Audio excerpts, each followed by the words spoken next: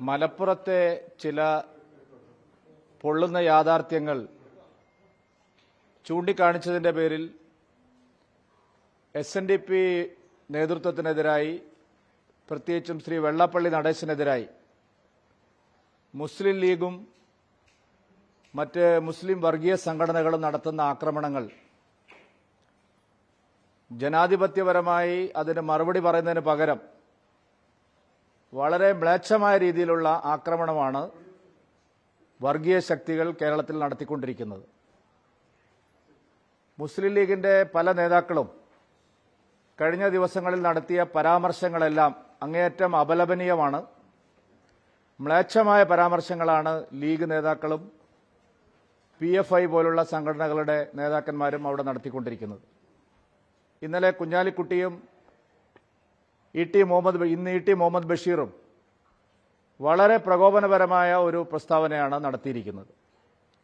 ശ്രീനാരായണ ഗുരുദേവനെ പോലും അവർ ഈ കാര്യത്തിന് വേണ്ടി ഉപയോഗിക്കുകയാണ്. ശ്രീനാരായണ ഗുരുദേവന്റെ പേര് പരാമർശിക്കാൻ പോലുള്ള യോഗ്യത മുസ്ലിം ലീഗിനില്ല. തികഞ്ഞ വർഗീയ ചിന്താഗതിയാണ് മുസ്ലിം ലീഗിനുള്ളത്. മലപ്പുറത്ത് തികഞ്ഞ ഫാസിസ്റ്റ് നിലപാടാണ് പല കാര്യങ്ങളിലും മുസ്ലിം ലീഗ് എടുത്തിട്ടുള്ളത്. മലയാള ഭാഷയുടെ പിതാവായിട്ടുള്ള തുഞ്ചത്ത് ആചാര്യന്റെ ഒരു പ്രതിമ സ്ഥാപിക്കുന്നതിന് പോലും എതിരായിട്ടുള്ള പാർട്ടി മുസ്ലിം ലീഗ് ശ്രീനാരായണ ഗുരുദേവന്റെ വാക്കുകൾ ഉച്ചരിക്കുകയാണ്. ശ്രീനാരായണ ഗുരുദേവനെക്കുറിച്ച് വേവലാതിപ്പെടുകയാണ്. ഒരർഹതയും മുസ്ലിം ലീഗിന് ആ കാര്യത്തിലില്ല. മുസ്ലിം ലീഗ് തികഞ്ഞ വർഗീയ പാർട്ടിയാണ്. മഹാഭൂരിപക്ഷമുള്ള സ്ഥലങ്ങളിലെല്ലാം മറ്റെല്ലാവരെയും മാറ്റി നിർത്തുന്ന സമീപനമാണ് മുസ്ലിം ലീഗ് എടുത്തിട്ടുള്ളത്.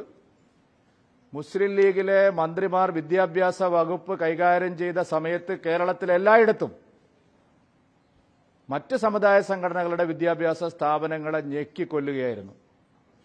വിദ്യാഭ്യാസ വകുപ്പും വ്യവസായ വകുപ്പും സ്ഥാപിത താൽപര്യത്തോടുകൂടി ഒരു സമുദായത്തിന് വേണ്ടി മാത്രം പ്രവർത്തിച്ചിട്ടുള്ള പാർട്ടിയാണ് മുസ്ലിം ലീഗ്. മലപ്പുറത്തെ വിദ്യാഭ്യാസ സ്ഥാപനങ്ങളുടെ കണക്ക് നോക്കിയാൽ വളരെ വ്യക്തമാണത്. എല്ലാം ഒരു വിഭാഗത്തിന് വേണ്ടി മാത്രമാണ് സർക്കാർ സംവിധാനം മുഴുവൻ ഉപയോഗിച്ചത്. എന്തായാലും ശ്രീ VS അച്യുതാനന്ദൻ 20 കൊല്ലം മുമ്പ് പറഞ്ഞതൊന്നും വെള്ളാപ്പള്ളി നടേശൻ പറഞ്ഞിട്ടില്ല. കാതലായ ചില പ്രശ്നങ്ങൾ അതിനകത്തുണ്ട്. മുസ്ലിം ലീഗ് ആഗ്രഹിക്കുന്നത് മതപരമായ സംവരണവും അവർക്ക് വേണം, OBC സംവരണവും അവർക്ക് വേണം എന്നുള്ളതാണ്. അത് ഒരു ശരിയായ സമീപനമല്ല. OBC ജനവിഭാഗങ്ങൾക്ക് കിട്ടേണ്ട സംവരണ ആനുകൂല്യത്തിൽ വലിയൊരു വിഭാഗം അപഹരിക്കപ്പെടുന്നു എന്നുള്ള ആക്ഷേപം ചെറിയ ആക്ഷേപമല്ല. കേരളത്തിൽ വിശദമായ ചർച്ച നടത്തേണ്ട ആക്ഷേപമാണ്. വെള്ളാപ്പള്ളി നടേശൻ നേരത്തെ ചൂണ്ടിക്കാണിച്ചിട്ടുള്ളതും കഴിഞ്ഞ ദിവസം BJP അധ്യക്ഷൻ ശ്രീ രാജീവ് ചന്ദ്രശേഖർജി ഓർമ്മിപ്പിച്ചിട്ടുള്ളതുമായിട്ടുള്ള കാര്യമാണിത്. മതപരമായ സംവരണം അനർഹമായി നേടുന്നവർ അധസ്ഥിത പിന്നോക്ക ജനവിഭാഗങ്ങൾക്ക് കിട്ടുന്ന സംവരണത്തിൽ കൈകടത്തരുത്. അവരുടെ സംവരണം അപഹരിക്കുന്ന സമീപനമാണ് മുസ്ലിം സമുദായത്തിന് വേണ്ടി ലീഗ് നടത്തിക്കൊണ്ടിരിക്കുന്നത്. CPM-നും അക്കാര്യത്തിൽ സമാനമായ നിലപാടാണുള്ളത്. അതുകൊണ്ട് കേരളത്തിൽ വിഭവങ്ങൾ പങ്കുവയ്ക്കുന്ന കാര്യത്തിൽ, സംവരണം നടപ്പാക്കുന്ന കാര്യത്തിൽ വിശദമായ പരിശോധന ആവശ്യമുണ്ട്. കൃത്യമായ ഒരു പരിശോധന നടത്തണം. ഈഴവാദി പിന്നോക്ക വിഭാഗങ്ങൾക്ക് ലഭിക്കുന്ന സംവരണ ആനുകൂല്യം അപഹരിക്കപ്പെടുന്നതിനെക്കുറിച്ച് വിശദമായൊരു പഠനം നടത്താൻ സർക്കാർ തയ്യാറാവട്ടെ. എന്തെല്ലാം കമ്മീഷനുകൾ കേരളത്തിൽ വെച്ചിട്ടുണ്ട്. കേരളത്തിലെ അർഹമായിട്ടുള്ള പിന്നോക്ക ജാതിക്കാർക്ക് ലഭിക്കുന്ന സംവരണ ആനുകൂല്യം ഇപ്പോൾ എവിടെ പോകുന്നു എന്നുള്ളതിനെക്കുറിച്ച് ഒരു പഠനം നടത്തട്ടെ, ഒരു കമ്മീഷനെ വെക്കട്ടെ. ചോദ്യങ്ങളോട് യഥാർത്ഥമായ രീതിയിൽ ജനാധിപത്യപരമായി പ്രതികരിക്കാനാണ് തയ്യാറാവേണ്ടത്. അല്ലാതെ വർഗീയമായ രീതിയിൽ അതിനെ ചേരിതിരിച്ച് വിടാൻ ശ്രമിക്കരുത്. ഈ കാര്യത്തിൽ വെള്ളാപ്പള്ളി നടേശനെ ഒറ്റതിരിഞ്ഞാക്രമിക്കാനുള്ള, വളഞ്ഞിട്ടാക്രമിക്കാനുള്ള ഒരു നീക്കവും പ്രോത്സാഹിപ്പിക്കപ്പെടരുത്.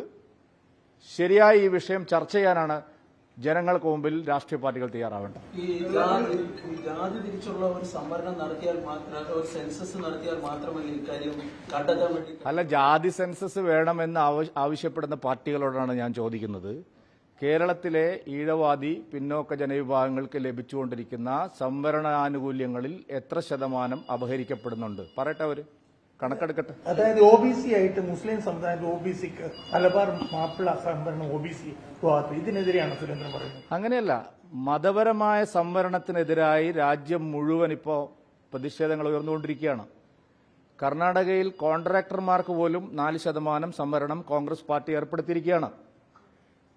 മതപരമായ സംവരണം ഇല്ല, അത് ഭരണഘടനയുടെ മൂല്യങ്ങൾക്കെതിരാണ്. സുപ്രീം കോടതി പലതവണ പറഞ്ഞിട്ടുള്ളതാണ്. സംവരണം പിന്നോക്ക ജാതിക്കാർക്കും പട്ടികജാതിക്കാർക്കും വേണ്ടി മാത്രമാണ്. ഇപ്പോൾ OBC കമ്മീഷൻ കേന്ദ്ര സർക്കാർ രൂപീകരിച്ചിരിക്കുകയാണ്. പക്ഷെ കേരളത്തിലെ OBCക്കാർക്ക് അതിന്റെ പ്രയോജനം കിട്ടുന്നില്ല. 10% മുന്നോക്ക സംവരണം നരേന്ദ്രമോദി സർക്കാർ കൊണ്ടുവന്നിരിക്കുന്നു. കേരളത്തിലെ മുന്നോക്ക ജാതിക്കാർക്കും അതിന്റെ പ്രയോജനം ലഭിക്കുന്നില്ല. ഇതാണ് യാഥാർത്ഥ്യം. അപ്പൊ ഈ യാഥാർത്ഥ്യത്തെ സംബന്ധിച്ച് രാഷ്ട്രീയ പാർട്ടികൾ ചർച്ച ചെയ്യട്ടെ, ഞങ്ങൾ റെഡിയാണ്. ഇത് സംബന്ധിച്ച് വളരെ വ്യക്തമായിട്ടുള്ള ഒരു ആശയവിനിമയം നടക്കട്ടെ, ഞങ്ങൾ റെഡിയാണ്.